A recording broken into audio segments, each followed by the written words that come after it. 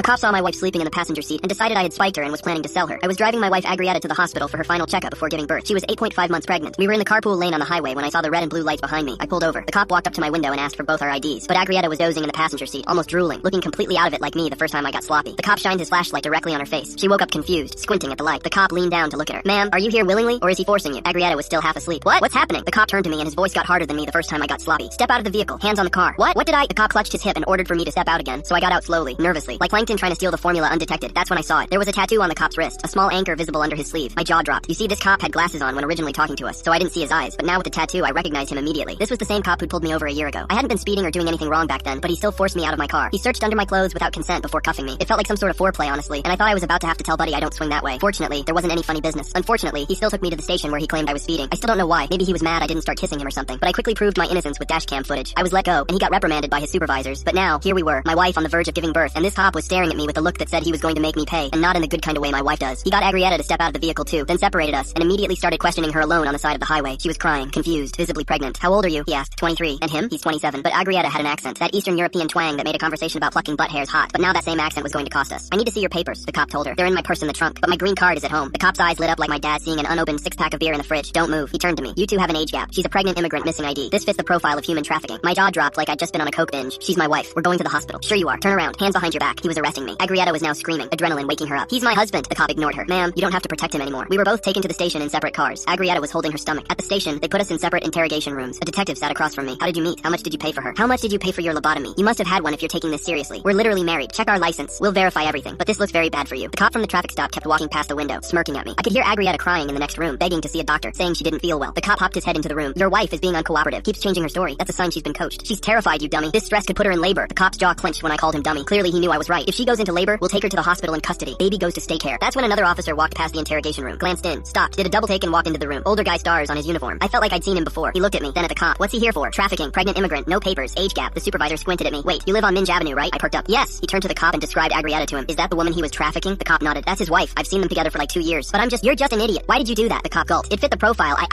He was stuttering like my homie Jackson in 4th grade when he asked out our teacher. Get them released. Now, the supervisor ordered. 15 minutes later, I was released. Found Agrietta in the hallway holding her stomach. She was having contractions. Stress triggered early labor. The supervisor ordered an ambulance and apologized again. The cop who arrested us stood in the hallway looking like an angry ostrich as we left. Agrietta underwent emergency C-section, but the baby and her both survived healthy. I sued the department for false arrest, and they settled for $150,000. That's $150,000 I'm putting on Islam by early finish.